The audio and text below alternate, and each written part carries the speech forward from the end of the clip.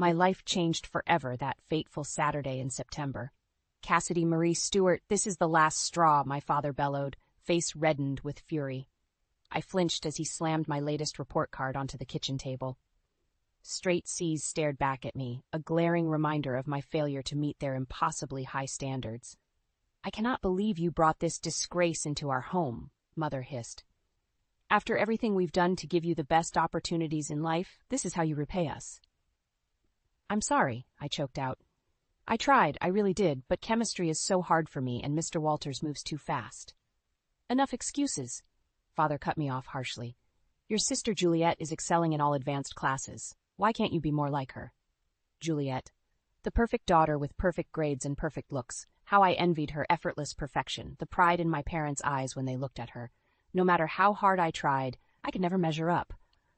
I'm not Juliet, I retorted, anger welling up inside me. You can't expect me to be exactly like her. I'm my own person. Mother's eyes flashed with indignation. Watch your tone, young lady. You should be grateful for the privileged life we've given you. Grateful? You've controlled every aspect of my life since I was born. The clothes I wear, the friends I have, the classes I take, even my haircut has to be approved by you. I'm just your doll, a prop in your perfect family portrait. I saw the slap coming but didn't flinch, pain blooming across my cheek. How dare you speak to us with such disrespect? Father thundered. We have sacrificed everything to give you the best of everything, and this is how you repay us? I finally snapped, years of suppressed anger pouring out like lava. I never asked for any of this. The designer clothes, the fancy vacations, the country club memberships, that's what you want, not me. All I've ever wanted is your love and acceptance. But no matter what I do, it's never enough. Tears streamed down my face as I paused to catch my breath. Mother and father stared at me, stunned. I'm done. Trying to be someone I'm not, I declared. I want to live my life on my own terms, not yours. A tense silence followed before father spoke, his voice like ice. I will not tolerate this rebellious attitude under my roof. You have two choices. Conform to our rules starting today, or leave. His words sliced through me like a knife. For a moment, I considered backing down like I'd done so many times before, the thought of leaving terrifying. This was the only home I'd ever known, but the burn of indignation in my gut overpowered my fears. I knew if I stayed, I'd be trapped forever in the gilded cage they built around me. Drawing myself up tall, I looked my parents straight in the eye. Then I chose to leave. Shock and rage twisted their features. I turned and fled upstairs, heart pounding as I stuffed a bag with essentials. The weight of what I'd just done sank in. I was 16, alone, and about to be homeless. But for the first time, I felt free. I stumbled along the quiet suburban streets, my meager belongings weighing down my arms. The mid-morning sun beat down as I wandered aimlessly. Now that the adrenaline had worn off, the reality of my situation sunk in. I was completely alone, with no money or place to stay. Gnawing hunger and thirst quickly set in. I hadn't thought to take any food or cash when I stormed out. Spying a nearby gas station, I headed over hoping I could beg for a bottle of water. The bored cashier took one look at my disheveled state and yelled, "Hey, you can't loiter here. Buy something or scram." Dejected, I trudged back outside into the scorching heat. Where could I go? I pulled out my phone, scrolling through my contacts. Acquaintances from school crossed my mind, but I quickly dismissed the idea. Their families were friends with my parents. It was too risky. They'd send me straight back. A spark of inspiration hit.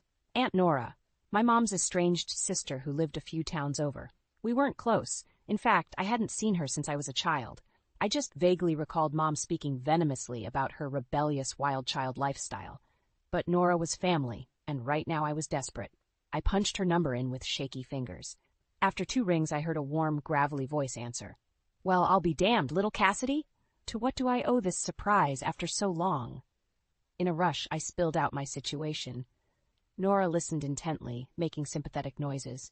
"Oh, that wretched sister of mine. I never liked her high and mighty attitude, and your daddy sounds like an even bigger piece of work. Honey, you come right over and stay with me as long as you need," she soothed. Overwhelmed with relief, I soaked up her comforting words like a balm. Nora gave me her address. She lived just on the outskirts of Hillview, the next town over. If I hurried, I could make it there before dark. The sun was setting as I finally found myself at the end of a dusty gravel road. There stood a small, run-down cottage, overgrown with weeds and vines. Wind chimes tinkled on the porch eaves as I cautiously approached. The door flew open before I could knock. Nora looked just as I remembered, a tall, curvy woman with a wild mane of red hair streaked with gray.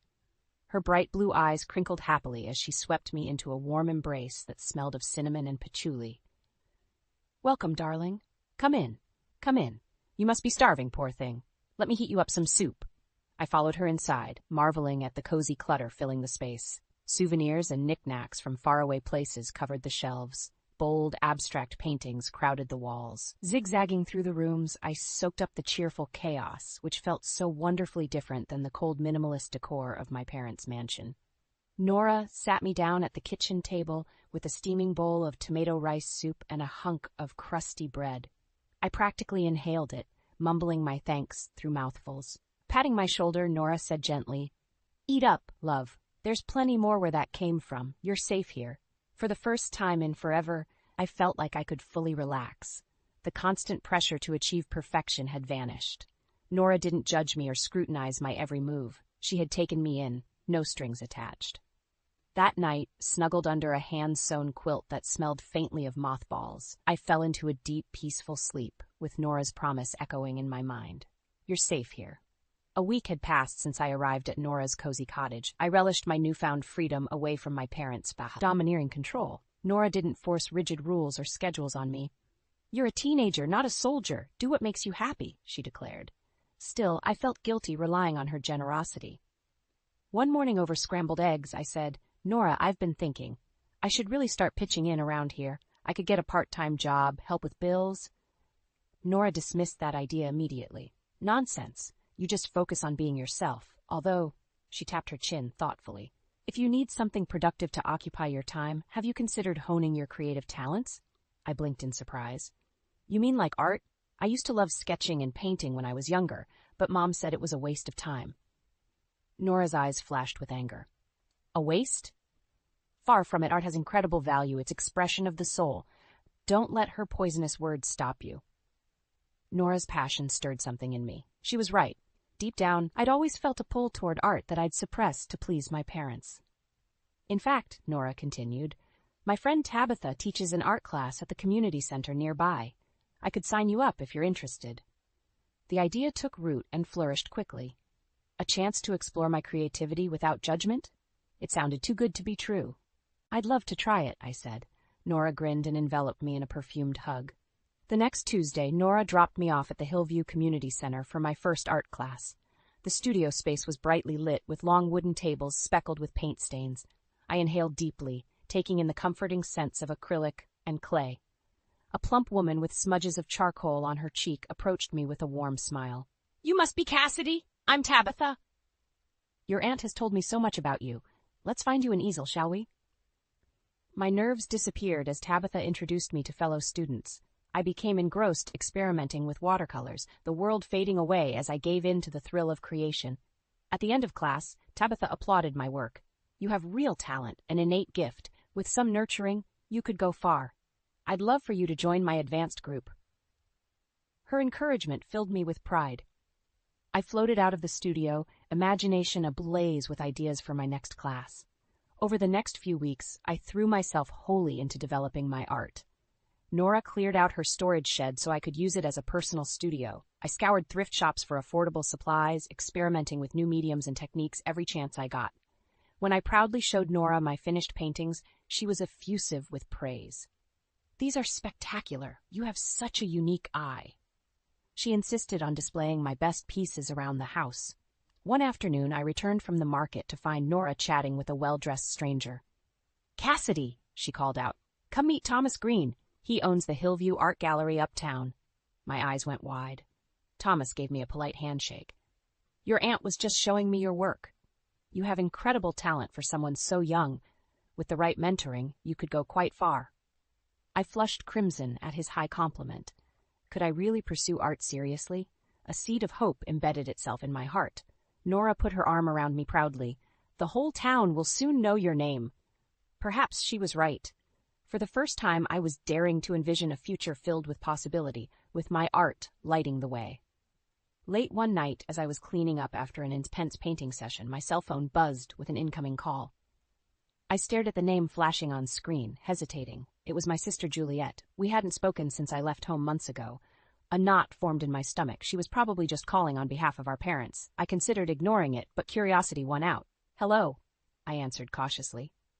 "Cassidy, it's me," Juliet's familiar voice responded. She sounded nervous, not her usual confident self. "What's up?" I asked coolly, bracing myself. How are you doing? I heard you're staying with Aunt Nora now," she said. "I'm fine. Nora's great." I waited silently for whatever criticism she surely called to deliver. "Oh, well, good. Listen, I saw some of your paintings online, the ones the gallery posted. They're like really amazing." I almost dropped the phone in shock. Was perfect daughter Juliet paying me a compliment? "Really? You think so?" I stammered. "Yeah, totally. You're so talented, Cass. I'm like super jealous. I wish I could create beautiful art like you can." Now I knew the world must be ending. Juliet was jealous of me. We'd always been rivals, competing for our parents' approval. Juliet continued sincerely, "You've found something you're passionate about and you're going for it. But I feel so trapped trying to live up to Mom and Dad's expectations." Her confession stunned me. Maybe deep down we weren't so different after all. I softened my tone. "Thanks, Jules. That means a lot coming from you. But you're Little Miss Perfect. You get straight A's without even trying." "Ugh, I know," she groaned. "Being perfect looks great from the outside, but the pressure is insane. I'm exhausted from working nonstop trying to maintain this image." My heart ached in sympathy and understanding. Why do you think I finally snapped? Their expectations were suffocating. "You're so brave for standing up to them." Juliet's voice held a touch of wonder. "I could never imagine walking away. My life revolves around seeking their approval."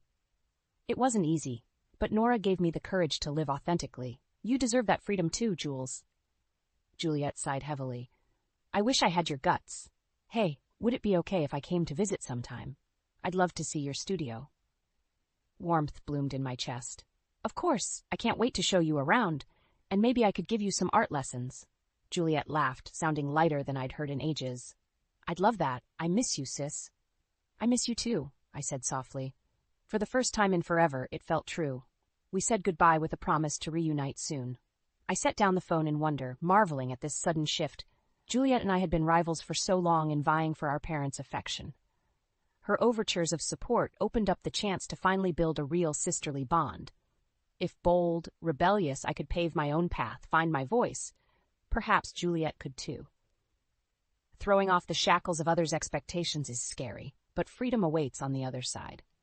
I was learning to walk my own road on this unexpected journey. Now maybe I could light the way for my sister to follow, so we could both spread our wings and fly. The next few months flew by in a flurry of painting sessions, gallery showings, and visits from Juliet. My sister and I grew closer than ever as I shared my passion for art with her. I was also thrilled to be mentoring a few students myself at Tabitha's community center classes. For the first time in my life, I felt I'd found my true calling. One evening, the phone rang while Nora and I were cooking dinner together. I answered to hear Thomas Green's cheerful voice on the other end. "Cassidy, I have marvelous news. There's an upcoming show at the prestigious Burton Gallery in Los Angeles, and they are highly interested in featuring your work. This could be your big break." My mind spun as I grasped Thomas's words. The Burton Gallery showcased only the finest up-and-coming artists. If I was invited to exhibit there, my career would skyrocket. Seeing my shocked expression, Nora grabbed the phone to chat animatedly with Thomas. When she hung up, she grabbed me in an exuberant dance around the kitchen. "Oh, darling, can you believe it? Your talent is finally being recognized. We must celebrate." But my joy dimmed as reality set in. A showcase at Burton meant my work would be on display for all the LA art world to see, including my parents' elite social circles. Once word reached them, there was no way they would stay silent. When I hesitantly voiced my concerns, Nora waved them off. "Don't you worry about your parents' disapproval. This is your destiny, and no one can stand in your way." Her confidence was contagious. The thrill of this unprecedented opportunity overshadowed my doubts. I would deal with the potential fallout when the time came. Over the next month, I poured my everything into creating an impressive new collection for the Burton show. The hours flew by, absorbed in my creative zone. At last, the big day arrived. Nora and Juliet accompanied me to LA to help set up my exhibit. As we arrived at the illustrious gallery, I was awestruck by the elegant space, teeming with fashionable patrons admiring edgy artwork. My heart pounded standing before the display bearing my name. This felt like a dream. Nora hugged me tight. "Go enjoy your moment, shining star." As the evening progressed, I was overwhelmed by the glowing praise for my art. Thomas was beside himself. "The curiosity you've stirred up is incredible. Collectors are already requesting pieces." Late into the night, a reporter from the LA Times approached me for an interview. I was over the moon. As I collapsed into bed back at Nora's cottage, I rode high on a wave of artistic validation I'd never dreamed possible. But the afterglow faded quickly when reality came crashing down the next morning. Scanning the arts section of the paper, there it was. A prominent feature on me, the talented daughter of Richard and Elizabeth Stewart, who was making a name for herself in the art world. My parents' wrath would surely be swift and severe. Now that they could no longer take credit for my flourishing talent, their egos would be bruised. I braced myself for the coming storm. Sure enough, that evening I got a scathing voicemail from Mother. "How dare you pursue this childish fantasy art career behind our backs? You will rue the day you chose to embarrass us publicly. Mark my words, you ungrateful wretch." Her cruel words cut deeply, threatening to shake my newfound confidence. But I refused to let her destroy my happiness. Not this time. This was my destiny, and my gift. If my success challenged my parents' egos, so be it. I was finally living as my most authentic self. No amount of bitterness could undo that freedom I'd claimed. The road ahead might be rocky, but my roots were strong now. I was resilient, a flame that could weather any storm winds that came my way. The night of my next major gallery showcase, I was a bundle of nerves. After the disastrous fallout from the last show, I knew my parents would reappear to sabotage this event. I stood anxiously in my fitted black dress and heels, greeting the steady stream of guests filing into the North Wing gallery. Juliet and Nora flanked me supportively, sensing my unease. "Don't worry, tonight is your night," Juliet said. "I won't let Mom and Dad ruin it." Before I could respond, the devil herself appeared. I froze as Mother marched up to me, flanked by my stone-faced father. Her piercing gaze raked over me with distaste. "Well, if it isn't the prodigal daughter," she said icily. "Come crawling back for money, have you?"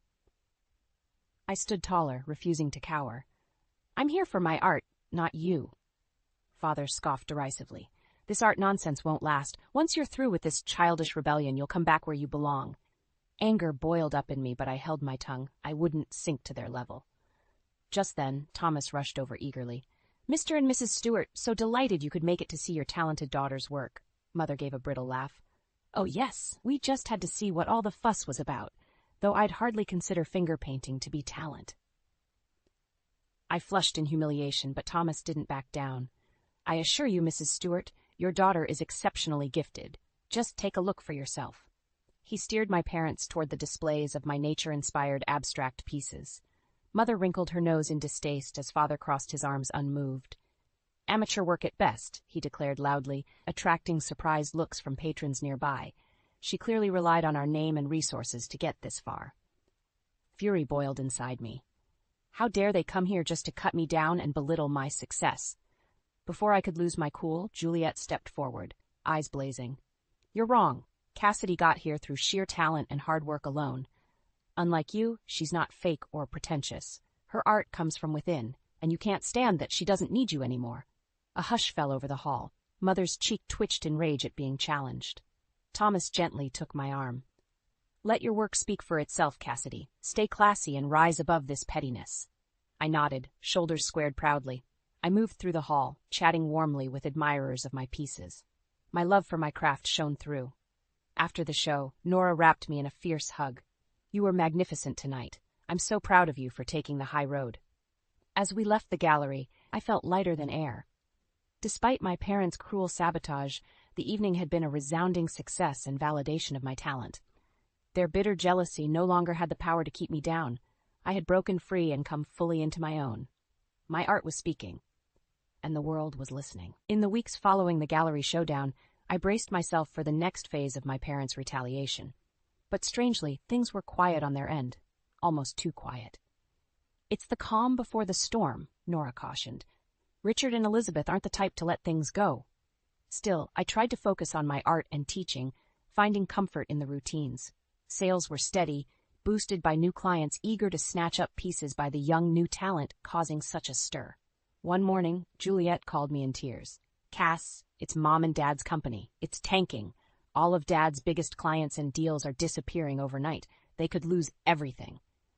I sat stunned, conflicted about how to feel. Our parents had built their elaborate wealth through Dad's lucrative finance firm. Watching it crumble should feel like justice. But compassion won out. I wouldn't wish such devastation on anyone. Over the next few weeks, things went from bad to worse.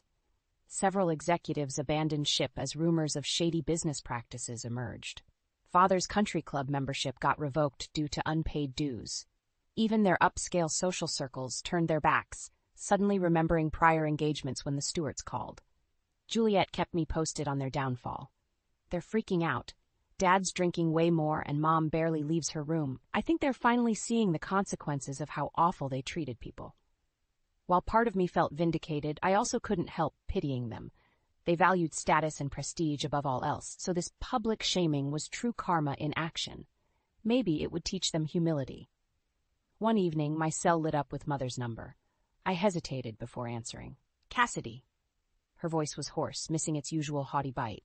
"You must have heard about what's happening here." "I have," I said neutrally, unsure where this was headed. Mother let out a shaky breath. "I just wanted to say, you were right, about everything. Your father and I heard her choke back a sob. "We've lost sight of what matters. But I see that now." My chest tightened at her raw confession. I stayed silent, letting her continue. "You only ever wanted our love, but all we did was control and criticize you." Mother was fully crying now. "And your beautiful art. We were foolish to not see your gifts sooner. I'm so sorry, Cassidy, for all the pain we caused you." I sat in stunned silence, overwhelmed by emotions. After all these years, was my stubborn, domineering mother actually apologizing? It seemed the consequences of their callousness had finally opened her eyes. Quietly I responded, "Thank you, Mom. I appreciate you saying that. I hope you and Dad can rebuild what matters most."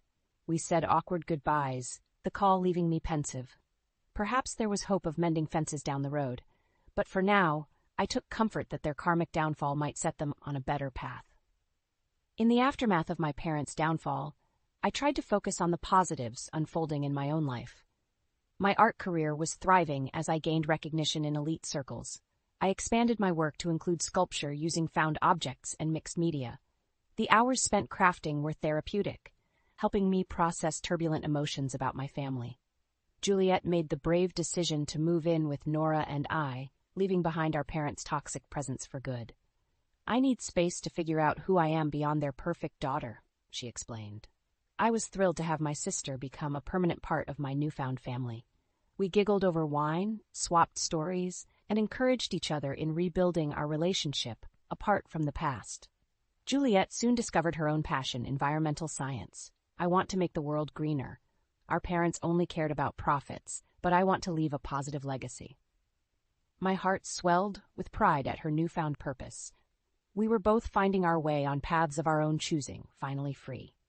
My parents maintained their distance, still grappling with the fallout of their company's ruin. I often thought of Mother's remorseful words, hoping someday we could have a relationship based on understanding. But for now, I was focused solely on my art. One afternoon, as Juliet and I lounged on the back patio sharing a pitcher of lemonade, we noticed a figure standing hesitantly at the side gate. I froze when I recognized my father's tall frame. Cautiously, he approached where we sat tense and silent. Father's eyes flickered between me and Juliet uncertainly. "Hello, girls," he greeted gruffly. "I apologize for the intrusion. I was hoping, well, that we might talk?" I studied his worn, humbled appearance. The arrogant confidence I remembered was gone, replaced by vulnerability. Juliet gave me a subtle nod and I gestured to an empty chair. Father sat down awkwardly, clasping his hands together. "I know I'm likely the last person you want to see, but I owe both of you a long overdue apology." He went on haltingly. "The way your mother and I raised you, the impossible standards, the belittling criticism, it was so wrong. We were blind to your incredible talents and spirits." I stayed quiet, letting him continue what was clearly a difficult confession. "You deserved unconditional love and support. I am so sorry for failing you both as a father. Your mother as well is deeply remorseful, though I cannot excuse her actions." He exhaled heavily and met my eyes. Cassidy, your art is extraordinary. I hope someday I can earn your forgiveness. I saw genuine remorse in his eyes. My anger had faded, leaving room for compassion. Gently I responded, "Thank you, Dad. It will take time to rebuild trust. But Juliet and I are both finding happiness on our own terms now." Father nodded, a flicker of pride passing over his weary features. "You always were stronger than we gave you credit for. I wish you both so much joy ahead." We talked a while longer, clearing the air. When Father left, I felt lighter. There was hope for us to be a family again, wiser and closer than before. The past could finally be laid to rest. Juliet hugged me, both of us emotional. The future awaited, bright and full of promise. We were writing our own destinies now.